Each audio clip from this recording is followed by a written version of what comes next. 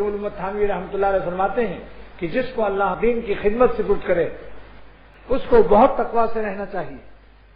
ورنہ اس کا دودھ جو مرید پیے گا وہ بھی ٹی بی اگر عورت کو ہے ماں کو تو بتاؤ بچے کو ٹی بی ہو جائے یا نہیں؟ تو جو بد نظری کا شکار ہے وہ چاہے لاکھ تصنیف و تقریر کرتا رہے، اس کی الفاظ میں اس کا کینسر بد نظری کا موجود جراثیم. اس لیے جن کو دین کی خدمت اللہ سے پٹ کرے، سرکاری کام اللہ دے، اس کو انتہائی تقویٰ سے رہنا چاہیے، ورنہ اس کے جراثیم اس کے مریدوں میں منتقل ہو جائیں گے.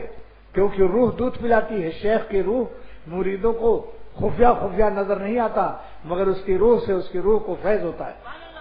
تعلق میں اللہ بڑھتا ہے، کیفیت احسانیہ منتقل ہوتی ہے، اللہ سے تعلق بڑھتا ہے، خدا کا خوف ملتا ہے، اللہ کی محبت ملتی ہے، گناہ سے چھوڑنے کی ہمت عطا ہوتی ہے جو لوگ اپنے شیخ کے ساتھ رہتے ہیں.